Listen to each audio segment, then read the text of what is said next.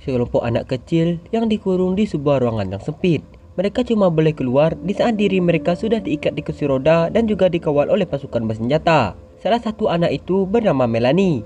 Kala itu, Melanie dan juga temannya itu diikat di kursi roda dan menunggu guru kesayangan mereka bernama Gustina, di mana Gustina itu akan mengajar mereka pada hari ini. Setiap hari, anak-anak itu diperlakukan buruk di sana. Tidak cuma itu, setiap mereka keluar, mereka sudah diikat di kursi roda dan dikawal oleh pasukan bersenjata. Seolah-olah mereka itu adalah anak yang sangat berbahaya. Di sana, mereka itu diberi makan 3 kali sehari.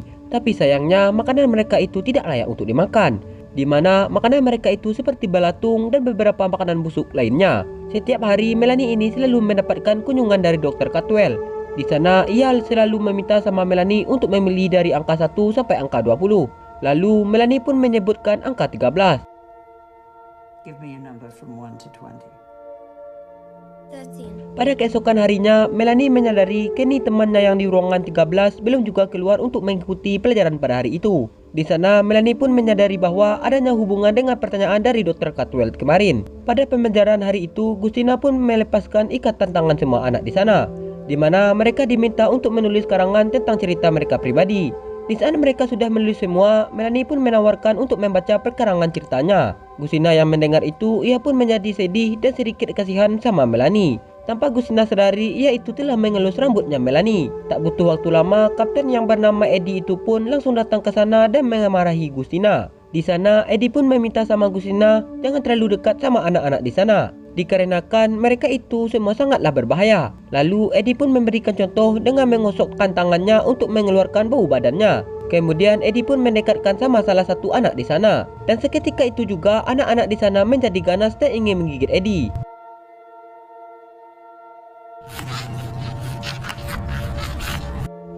Akibat kejadian itu, Melanie malah dikurung di sebuah ruangan dalam keadaan tangan dan kaki terikat. Gustina yang melihat itu, ia pun tidak tega. Lalu Gustina pun melepaskan ikatan tangan Melanie pada saat itu.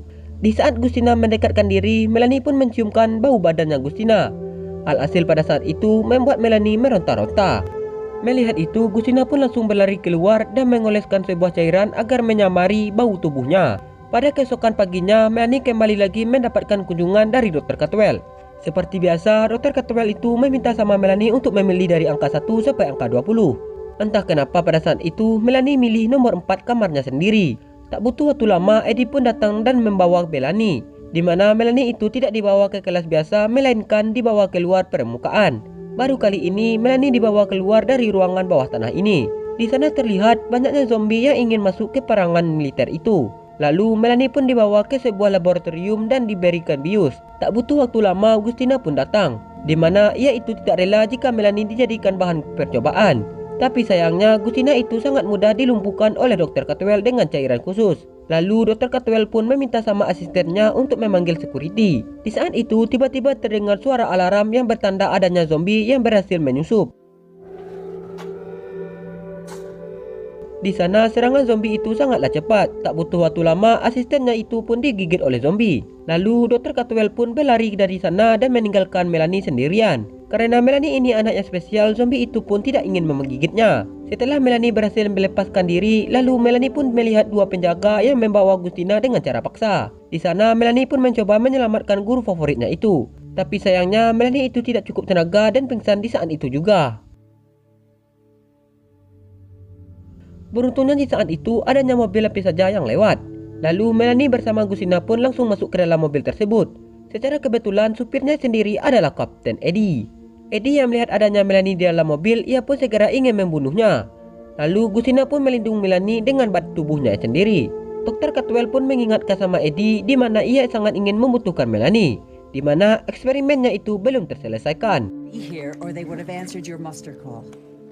Karena pada saat itu mereka tidak mempunyai makanan lagi, mereka pun memutuskan untuk mengunjungi markas militer yang lain. Di saat perjalanan, Melanie itu ditaruh di atas mobil dengan keadaan tangan terikat, dikarenakan Eddie itu tidak mau temannya itu digigit oleh Melanie. Lalu mereka pun berhenti di tengah hutan dengan tujuan ingin mengambil air bersih.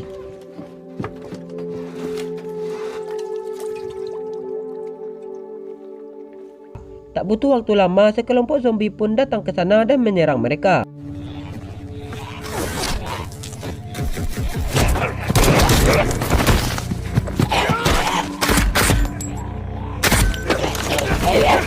You're on.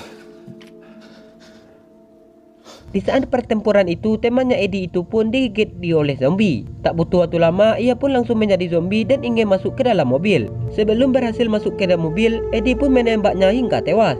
Di saat tembakan itu, Eddie pun menyadari tangki bensin mobil mereka itu kena peluru. Oleh karena itulah, membuat mobil mereka menjadi tidak berfungsi lagi. Alhasil, mereka pun melanjutkan perjalanan mereka dengan jalan kaki. Tak butuh waktu lama, mereka pun telah sampai di sebuah kota kecil.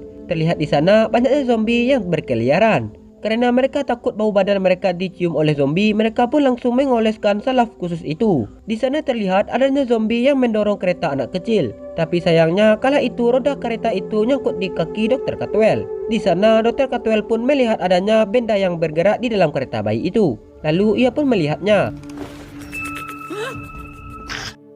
Ternyata di dalam sana terdapat tikus yang berukuran jumbo yang lagi makan daging busuk. Melihat itu, Dr. Cantwell pun menjadi kaget dan membuat para zombie itu bergereaksi. Melihat para zombie ingin menyerang mereka, Eddie pun terpaksa melepaskan tembakan untuk melindungi Dr. Cantwell. Tak butuh waktu lama, Eddie pun menemukan tempat yang bagus. Di saat itu, Melanie pun menyadari dari mana asal dirinya. Lalu Dr. Cantwell pun mengatakan Melanie itu ditemukan di ruang rumah sakit bersalin. Di sana ibunya Melanie itu lagi mengandung Melanie. Tapi sayangnya ibunya itu harus tewas dikarenakan terinfeksi oleh jamur. Di saat itulah Melanie pun keluar dari dalam perut ibunya dengan merobeknya dari dalam. Semenjak itulah Melanie menjadi anak yang spesial, di mana Melanie itu sendiri tumbuh dengan normal dan tidak menjadi zombie. Pada keesokan paginya terlihat banyaknya zombie yang menanti mereka di luar. Oleh karena itulah membuat mereka tidak bisa keluar dari dalam gedung itu.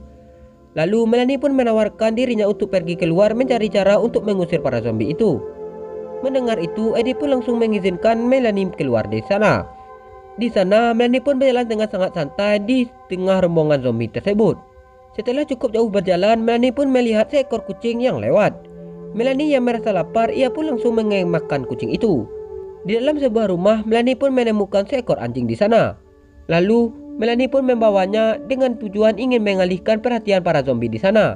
Dan tentu saja dengan cara itu Melanie pun berhasil mengusir para zombie di sana. Setelah itu mereka pun terus berjalan dan tiba di sebuah kota yang sangat sepi. Ternyata para zombie di sana sudah mati dan sudah ditumpuk menjadi satu. Oleh karena itu tubuh mereka pun sudah dikerumuni akar pohon yang sangat banyak. Tidak cuma itu, otak-otak para zombie itu pun sudah menjadi bagian dari akar pohon tersebut. Terlihat di sana pohon besar itu juga mempunyai buah yang siap menyebarkan virus. Tidak jauh dari pohon itu, Dr. Cantwell pun menemukan laboratorium miliknya itu yang sudah lama tidak terpakai. Setibanya di dalam, Kusina langsung mencari makanan di dalam sana. Sementara Eddie, ia berusaha menghubungi pangkalan militer terdekat di sana. Tapi sayangnya tidak ada satupun yang menjawabnya. Lalu seorang pasukan yang bernama Kren pun menawarkan dirinya itu untuk mencari suplai makanan di luar. Di sana Melanie pun merasa sangat lapar dan tidak sanggup menahannya lagi. Melihat itu, Eddie pun membiarkan Melanie keluar untuk berburu. Di sana Melanie pun menemukan seekor burung merpati. Tanpa mikir panjang lagi, Melanie pun langsung memakannya. Setelah itu Melanie pun mendengar suara bising dari sebuah ruangan. Terlihat di ruangan perpustakaan, Melanie pun melihat adanya sekelompok anak hutan di sana. Di sana terlihat mereka itu bertingkah seperti monyet dan berbicara dengan menggunakan bahasa isyarat mereka. Tak butuh waktu lama, anak-anak itu sepertinya mencium bau badan Kiren. Lalu Melanie pun buru-buru pulang dan mengatakan sama Eddie bahwa Kiren sedang berbahaya. Melihat itu, Eddie pun mencoba menghubungi Kiren.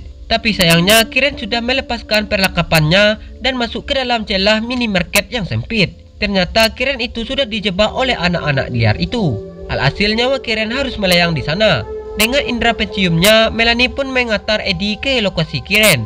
Tapi sayangnya mereka itu sudah terlambat di mana Kiren sudah tinggal tulangnya saja. Setelah itu, Melanie pun menyadari bahwa mereka juga sudah dijebak oleh anak liar itu. Dan betul saja di luar itu sudah banyak anak-anak liar yang menunggu mereka bertiga. Di saat itu, sang pemimpin anak liar itu pun mengajak Melanie untuk duel.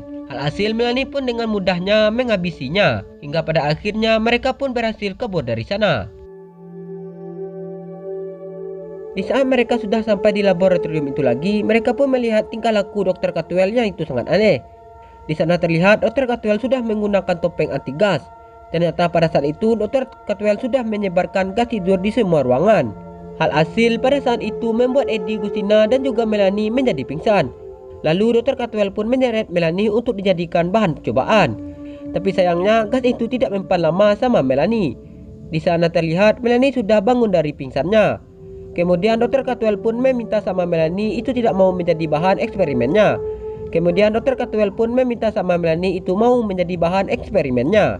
Mendengar itu tentu saja Melanie menolaknya dan mengambil korek pergi keluar.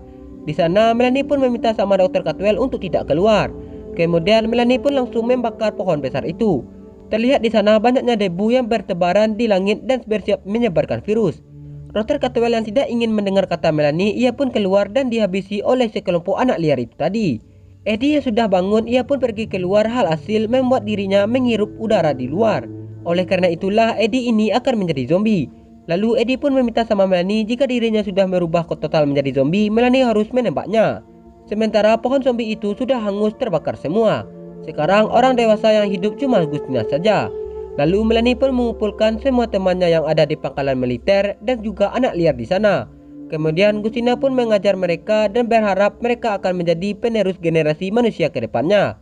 Lalu film pun berakhir.